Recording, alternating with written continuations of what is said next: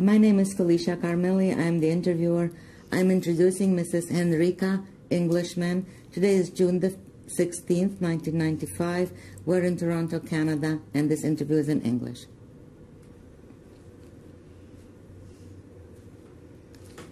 My name is Henrika Englishman. My maiden name is Brandon. I am born 4 January 1912. And Where were you born? in Amsterdam, in Amsterdam, Holland. When they took you from Westerbork to Auschwitz. Right. So then we went back to the block again. 2 days later, I was called out again with another lady. Also, she was very big. One of my girlfriends, she was already before me. She was in 42 already, yes, and she knew what was going on. So she saw that I got nice clothes. I got a dress. It was not fitted, but it was a dress, and I got shoes. I got even a bra. So she said, "Where are you going?" I said, "I don't know. They take me somewhere."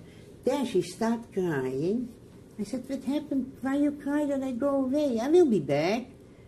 She said, "I don't think you will be back." I said, "Why?" They sent me to the Hurenblock for the German soldiers. They sent you there? Yeah, and the other girl. They sent us there. But what was it? They made also pictures. We have to sit all nude, and the photographer, he pushed a button, and then by yourself you went around all the way, that they could see us all the way around. So he said, "Now you can get dressed and go in the building." So I go in the building with 3 other girls, and there were one set of twins. So a man come downstairs. We were sitting downstairs on the floor. He said, "Who are you and who are you?" And now we told him our name. "Where are you from?" So I said, we all are from Amsterdam, Holland. He said, "I am Polish born, but I lived in Belgium." So he said to me, "And you come with me." And then, oh God, there it goes. I was afraid. I didn't know what happened. He said, "I don't let you go there." He said, "It is very dangerous. We call it the poof." They called it the poof. That was the name for them. We said the Hurenblock, but they said the poof. The poof block. Yeah. So he took me upstairs. I never forget it. And he gave me a tangerine. I said, "Why are you doing that?" He said, "Because I feel you don't eat, and I see you get, you know." So he said, "And I don't want you to go there." I said, "Where do I go?" I said, "I didn't." He said, "You go to the poof." So then he explained what the poof was. And so, what was it? What did he explain? It was a Hurenblock for the German soldiers there. How old were you then, Henrika? How old were you then? I was 29. 29? Yeah, 29. So then he said, "You stay here." I said, "Yes, but the car goes back again." We went also in a big truck, you know, an overfall car we called it. He said, "I take care of you, you go back."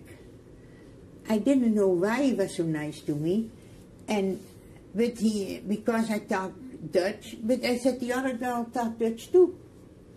He wanted me to take out. So, and I was sitting there and I was eating my tangerine, and it was for me gold, you know. So, and then he said, "I take care of it, that you go to the zone, and don't worry about it." That you go to where? To the zone. He called it the zone. Yeah. Yeah. So he said, "Don't worry about it." I said, "But what about you?" He said, "Don't worry about me too." So finally, when the other girls all were gone, then he looked out the window and he saw that everything was gone. So he said, "I wait till the other overfall car is coming, and I put you in there." And that was it. And he saved my life, that man, really. And I never forget it. He told me who he was, and that was it. Do you remember his name? No. A Polish name was it, but he didn't say his name, you know. He He told me that he was a doctor, that he was born in Poland, but lived in Belgium. And That he is- was a doctor? He was a doctor, yeah, he was a doctor.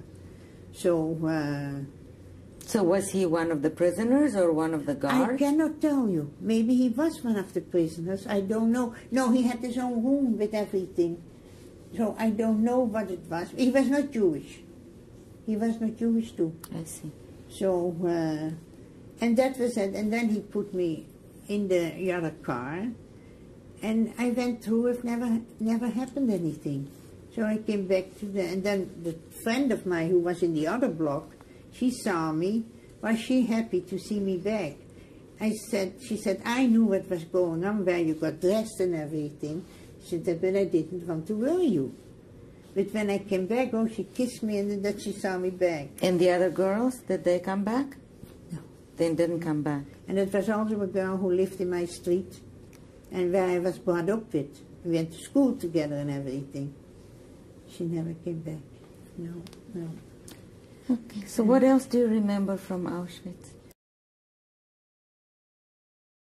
Were you aware of any sexual activities involving the German officers? Yes, this I saw. It was we call it a puff. They call it a puff in German, but in European is a bordel. That was 18 girls, and they looked after. They went to them like. Where were they? Where were they In kept? the camp, they had a special barrack, a special nice barrack, with a swimming pool, a little It was not far away from me.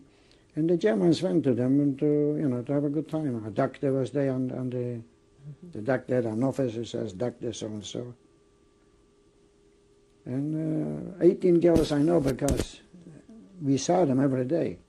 They were outside swimming, they had a good time. These were Jewish girls?